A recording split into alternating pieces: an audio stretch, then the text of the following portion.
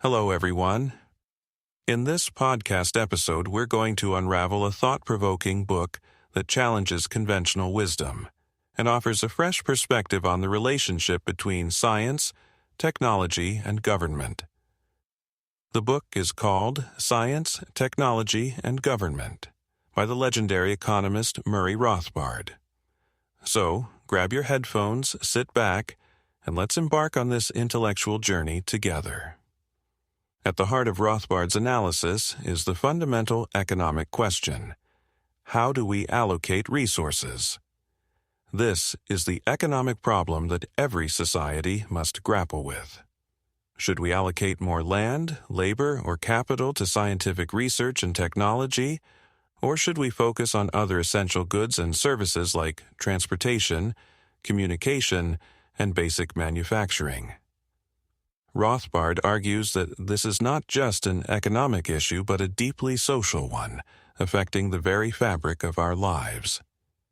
In a free enterprise economy, Rothbard believes the price system acts as a powerful mechanism to guide resource allocation. Consumers, through their purchasing decisions, signal to businesses and workers which areas are most in demand. This automatic, intricate process ensures that resources are distributed efficiently, leading to a smoothly functioning economy. But what happens when government intervenes? Rothbard is clear.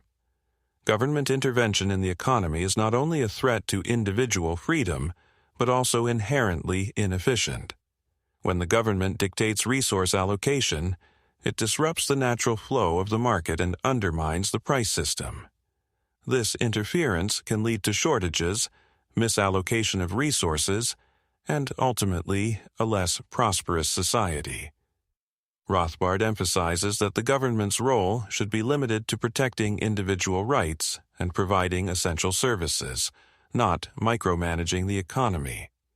He argues that even in the military sphere, the government should act primarily as a consumer, purchasing goods and services from private enterprises rather than producing them itself.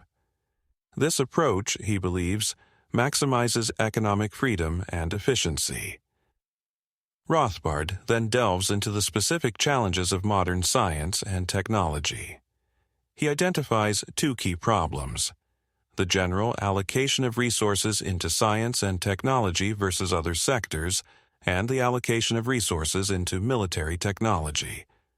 For the first problem, he advocates for a free market solution, arguing that government meddling will only distort the economy and hinder scientific progress.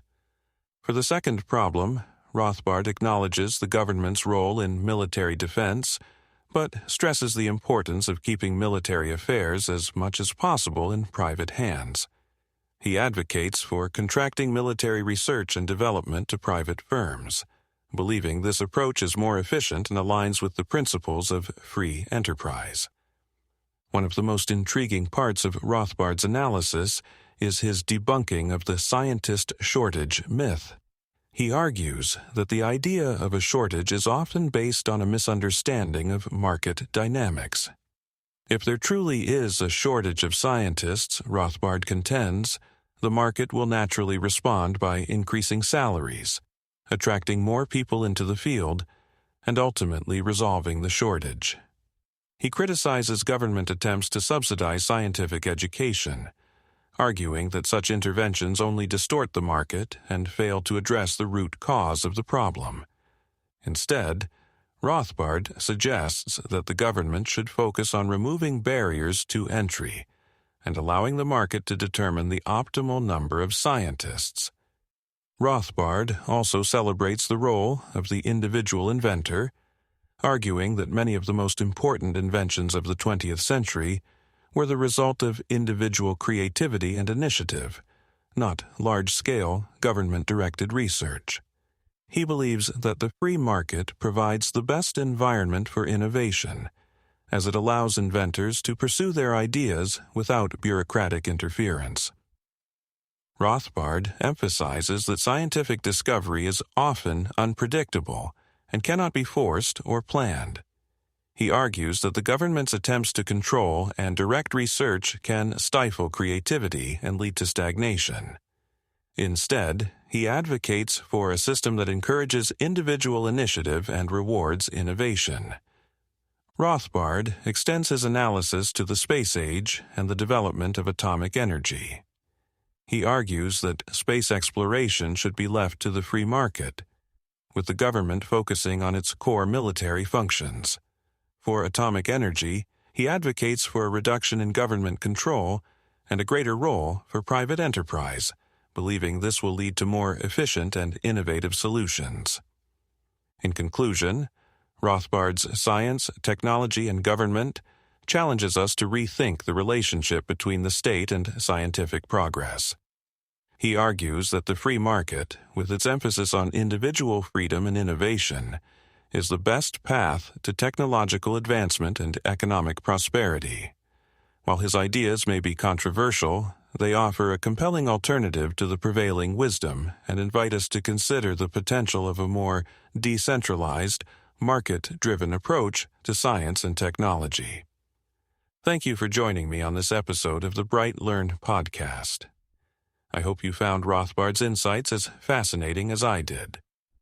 Don't forget to subscribe, share, and leave a comment. Until next time, keep learning and exploring. Visit brightlearn.ai for more fascinating videos like this one, and naturalnews.com for full editorial coverage and breaking news on critical stories that keep you informed and aware of what's really going on.